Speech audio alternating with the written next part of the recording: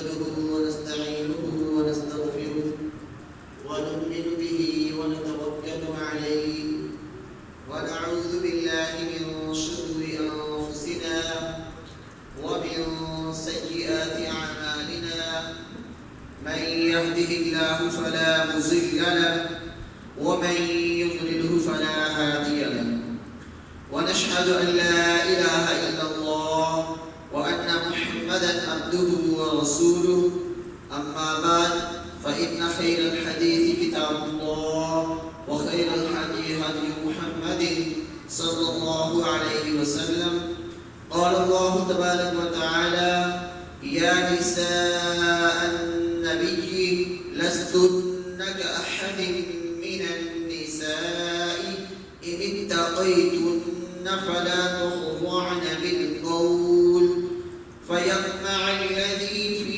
قلبه مرض وقلن قولا معروفا وقرن في بيوتكن ولا تبرجن تبرج الجاهلية الأولى وأقمنا الصلاة وآتينا الزكاة وأطعنا الله ورسوله إنما يريد الله ليذهب عنكم الرجس أهل البيت ويطهركم تطهيرا واذكرن ما يتلى في بيوتكن من آيات الله والحكمة إن الله كان لطيفا خبيرا. ہر قسم کی حمد و ثنا اللہ احکم الحاکمین کے لیے رب العالمین کے لیے کہ جس نے تمام کائنات کو پیدا فرمایا اور پیدا فرمانے کا مقصد بھی بتلا دیا. چنانچہ ارشاد ہوا وما خلقت الجن والانس الا لیعبدون کہ میں نے جنوں اور انسانوں کو صرف اور صرف اپنی عبادت کے لیے پیدا فرمایا. اس کے بعد انگنت بے شمار درود و سلام ہو سید کونین رسول الثقلین امام الانبیاء جناب محمد رسول اللہ صلی اللہ علیہ وسلم پر.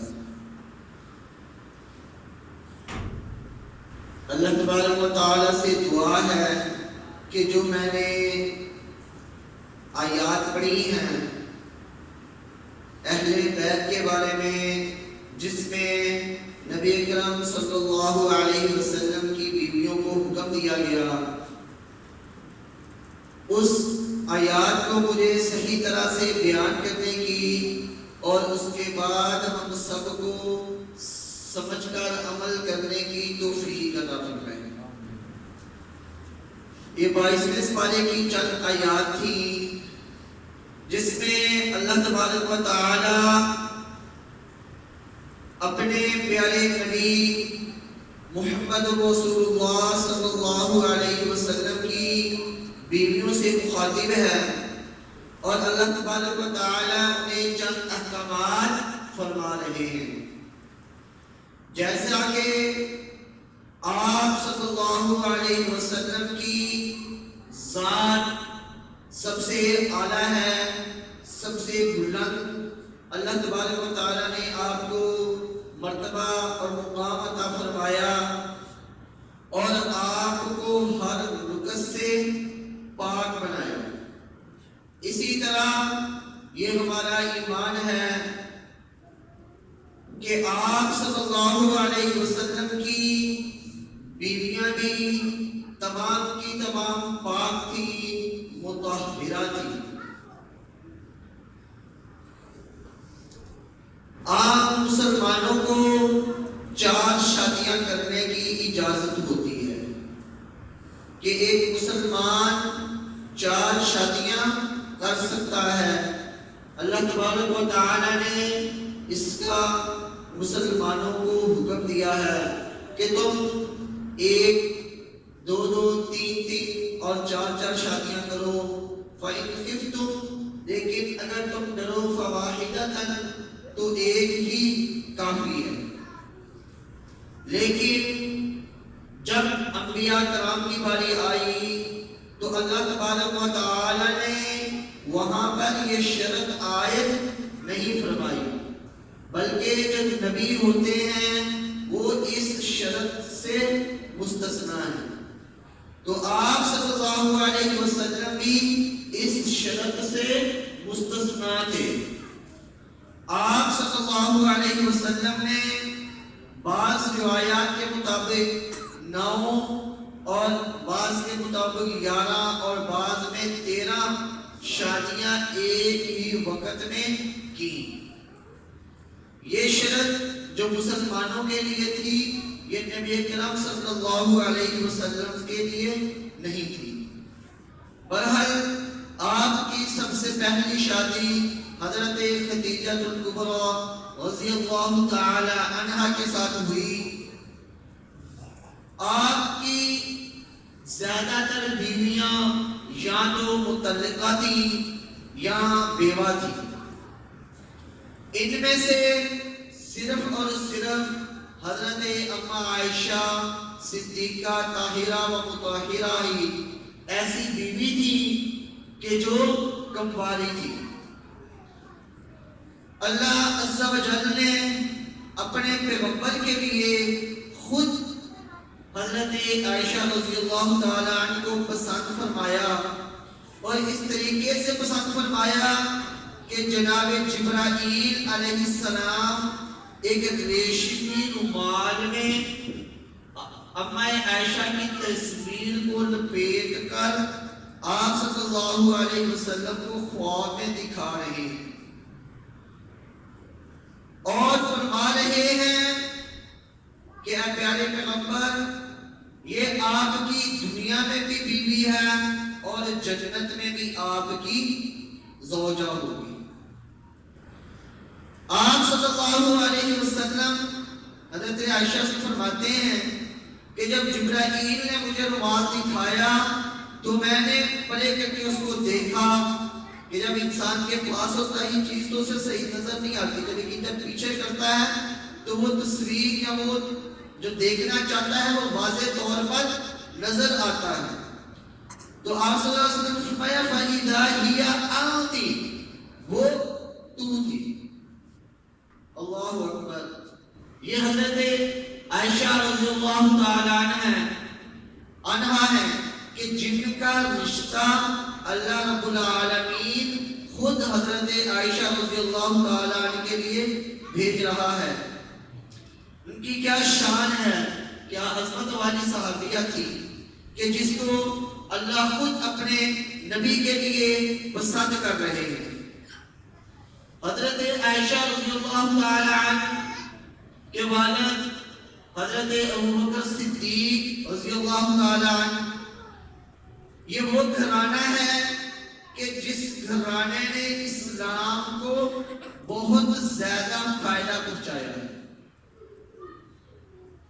حضرت عائشہ رضی اللہ تعالی عنہ فرماتی ہیں کہ میں ایک دفعہ جب رومی جنگ کرنے کے لیے آئے تو اللہ کے پیغمبر تبوک کے میدان میں پہنچے، لیکن وہاں پر جب پہنچے تو لڑائی کے بغیر ہی اللہ رب العالمین نے مسلمانوں کو فتح دے دی.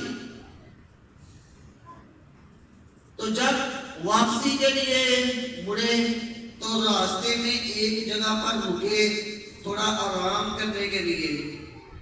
تو اما عائشہ رضی اللہ تعالی عنہ کے پاس ایک موتیوں کا ہار تھا جو اپنی کسی بہن سے یا سہیلی سے لے کر گئی تھی پہن کر. تو وہ راستے میں جب اسٹے کیا تو وہاں پر کہیں گر گیا. تلاش کرنے والوں نے تلاش کیا لیکن کسی کو نہ ملا. تمام صحابہ پریشان تھے اور آپ صلی اللہ اللہ علیہ وسلم حضرت عائشہ رضی اللہ تعالی عنہ کی گود میں سر رکھ کر آرام فرما رہے تھے. تو نماز کا ٹائم ہو گیا، ٹائم گزرتا جا رہا ہے. صحابہ کرام پریشان ہیں کہ نماز کا وقت ہو گیا ہے اور یہاں پر ایک نماز کا ٹائم ہے اور حال ہو گیا ہے، جس کی وجہ سے پریشانی لگی ہوئی ہے سب کو کہ نماز کا ٹائم گزرتا جا رہا ہے.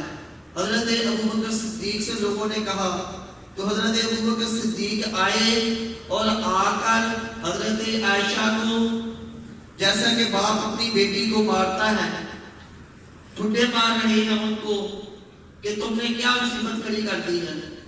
ان کے والد تھے تو وہ فرماتی ہیں کہ میں ہلی نہیں کہ کہیں میرے ہلنے سے آپ صلی اللہ علیہ وسلم کی نیند خراب نہ ہو جائے. میں قربان جاؤں اس گھرانے پہ کہ ایک وہ وقت تھا کہ جب سانپ حضرت ابوبکر صدیق کی پاؤں میں کاٹے جا رہا ہے، لیکن آپ اپنا پاؤں وہاں سوراخ سے نہیں ہٹاتے. غار ہرا میں آپ نے اپنے پاؤں کو رکھا ہوا ہے، سانپ ہے کہ کاٹتا جا رہا ہے، تو آپ اس خیال سے نہیں ہل رہے کہ کہیں رسول اللہ صلی اللہ علیہ وسلم کی نیند خراب نہ ہو جائے. اور آج ان کی ہی بیٹی حضرت عائشہ صدیقہ طاہرہ و مطہرہ وہ بھی نہیں ہل رہی کہ کہیں رسول اللہ صلی اللہ علیہ وسلم کی نیند خراب نہ ہو جائے. تو پھر اچانک آپ صلی اللہ علیہ وسلم اٹھتے ہیں اور فرماتے ہیں فَإِن لَمْ تَجِدُوا مَاءً فَتَيَمَّمُوا صَعِيدًا طَيِّبًا فَامْسَحُوا بِوُجُوهِكُمْ وَأَيْدِيكُمْ مِنْهُ. کیا پیارے پیغمبر صلی اللہ علیہ وسلم ارشاد فرما رہے ہیں کہ اے لوگوں سن لو، اگر کبھی تمہیں پانی نہ ملے تو چاہے تم سفر میں ہو یا بیمار ہو یا حاضر ہو اپنے گھر میں ہی، لیکن پانی کی کمی ہو گئی ہے تو تم تیمم کر لو. اگر یہ حضرت عائشہ رضی اللہ تعالی عنہ کا حال نہ گم ہوتا تو مسلمان اس بڑی نعمت سے محروم ہوتے کہ انسان کئی دفعہ پانی نہیں پاتا، اسے پانی نہیں ملتا تو وہ کیا کرے؟ تیمم کر لے. یہ اگر ملا ہے مسئلہ تو حضرت عائشہ رضی اللہ تعالی عنہ کی شان سے ملا ہے. آج ہم بیمار ہوتے ہیں تو ڈاکٹر منع کر دیتے ہیں کہ اس بندے نے پانی کو ہاتھ نہیں لگانا. کئی دفعہ ایسی بھی بیماری ہوتی ہے، تو جب بھی بیمار ہوں تو آپ تیمم کر لیں تو آپ کا وضو بھی ہو جائے گا اور آپ کا جسم بھی پاک ہو جائے گا. آپ اس میں نماز بھی پڑھ سکتے ہیں اور نماز کے لیے جو وضو کرنے کے اندر آپ کو ثواب ملنا تھا وہی تیمم کا ثواب ملے گا. نبی اکرم صلی اللہ علیہ وسلم ارشاد فرماتے ہیں کہ میرے بستر پر جب بھی وحی آئی تو وہ حضرت عائشہ رضی اللہ تعالیٰ عنہ کے حجرے میں آئی. کہ جب بھی جبرائیل علیہ السلام وحی لے کر آتے تو وہ حضرت عائشہ رضی اللہ تعالیٰ عنہ کے حجرے میں لے کر آتے. حتیٰ کہ آپ صلی اللہ علیہ وسلم کی اس کے علاوہ بھی 8 بیویاں تھیں، لیکن یہ سعادت حضرت عائشہ رضی اللہ تعالیٰ عنہ کو نصیب ہوئی. ان کو مقام ملا کہ اللہ ان کے بستر پر وحی بھیج رہے ہیں، ان کے حجرے کے اندر بستی وحی بھیج رہے ہیں. اور حضرت عائشہ رضی اللہ تعالیٰ عنہ کی اس سے بڑھ کر اور کیا شان ہوگی کہ جہانوں کے پیر حضرت محمد صلی اللہ علیہ وسلم، جب بھی آپ صلی اللہ علیہ وسلم کا نام آئے تو صلی اللہ علیہ وسلم ضرور کہا کریں. تو جب آپ بدر کے مقام پر پہنچے تو آپ صلی اللہ علیہ وسلم حضرت عائشہ کے پاس گئے اور فرمایا کہ اے عائشہ اپنا دوپٹہ دو. حضرت عائشہ پوچھتی ہے سونے میں دوپٹے کا کیا کرنا ہے؟ تو آپ صلی کہ آج یہ مسلمانوں کا جھنڈا ہوگا. حتیٰ کہ بدر میں کپڑے اور بھی تھے، چادریں اور بھی تھیں، لیکن اگر کسی کے دوپٹے کو یہ فضیلت ملی کہ وہ مسلمانوں کا پہلا جھنڈا بنے تو وہ حضرت عائشہ رضی اللہ تعالیٰ عنہ کا کپڑا تھا، دوپٹہ تھا. اس کے بعد اللہ تبارک و تعالی فرشتوں کو بھیج رہے ہیں کہ جاؤ جا کر مسلمانوں کی مدد کرو. جنت کے بدر کے جتنے بھی صحابی ہیں تمام کے تمام جنتی ہیں کہ وہ اگر کوئی عمل نہ بھی کرے تو وہ جنتی تھے. ان کے لیے اللہ تبارک و تعالی نے فرما دیا کہ جتنے بھی بدر میں حاضر ہونے والے مسلمان تھے وہ تمام کے تمام جنتی ہیں. اماں جی فرماتی ہیں کہ 5 ہجری میں مریسا نامی ایک جگہ ہے، وہاں صحابہ کرام کی فوج جا رہی تھی. تو آپ صلی اللہ علیہ وسلم کی عادت مبارکہ تھی کہ جب بھی آپ صلی اللہ علیہ وسلم کسی جنگ کے لیے نکلتے تو اپنی بیویوں کے درمیان قرعہ اندازی کیا کرتے. تو جس کا اس قرعے کے اندر نام نکل آتا آپ صلی اللہ علیہ وسلم اسے جنگ پر یا حج کے اندر یا جہاں بھی جاتے وہاں پر اس بیوی کو ساتھ لے جاتے. یہ نہیں ہے کہ ایک بیوی تو گھر میں گوشت اور کڑھائیاں کھا رہی ہے اور دوسری بیوی کو گھر میں سبزی بھی میسر نہیں، بلکہ آپ صلی اللہ علیہ وسلم تمام بیویوں کے اندر انصاف کیا کرتے تھے، انصاف کا تقاضا پورا کیا کرتے تھے. تو آپ صلی اللہ علیہ وسلم نے جب قرعہ ڈالا تو حضرت عائشہ رضی اللہ تعالیٰ عنہ کا نام نکل آیا. تو آپ صلی اللہ علیہ وسلم حضرت عائشہ کو ساتھ لے کر گئے. تو یہاں پر جب سفر سے واپس ہوئے تو حضرت عائشہ رضی اللہ تعالیٰ عنہ کا بوجھ کیونکہ ہلکا تھا تو آپ قضائے حاجت کے لیے تھوڑا دور چلی گئی قافلے سے کہ میں جا کر قضائے حاجت سے فارغ ہو کر آ جاؤں. تو وہاں پر بھی حضرت عائشہ اپنی بہن حضرت اسماء رضی اللہ تعالیٰ عنہ کا ہار ساتھ تھا ان کے، تو وہ وہاں پر گر گیا. اسے ڈھونڈتے ڈھونڈتے آپ اما عائشہ رضی اللہ تعالیٰ عنہ کو تھوڑا دیر ہو گئی.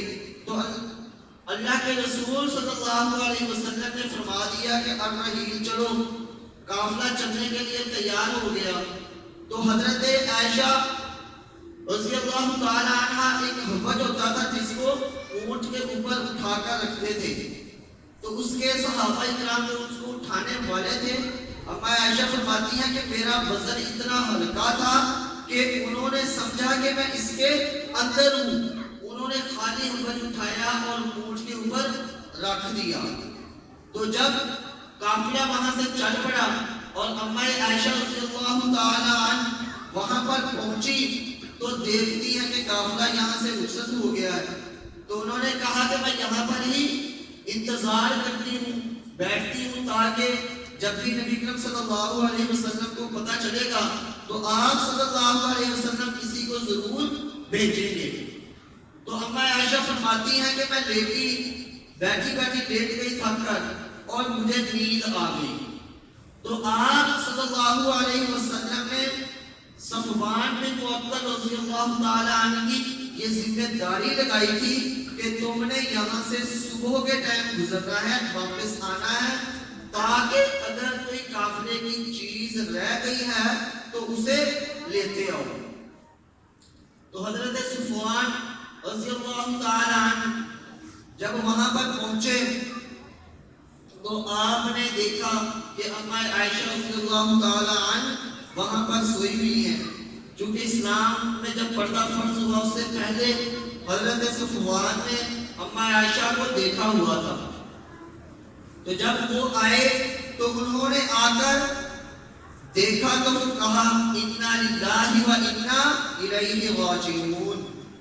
تو اما عائشہ کہتی ہیں کہ میں جلدی سے اٹھ گئی تو انہوں نے اپنے اونٹ کو بٹھایا اور میں اونٹ کے اوپر بیٹھ گئی اور وہ اونٹ کو لے کر چل پڑے.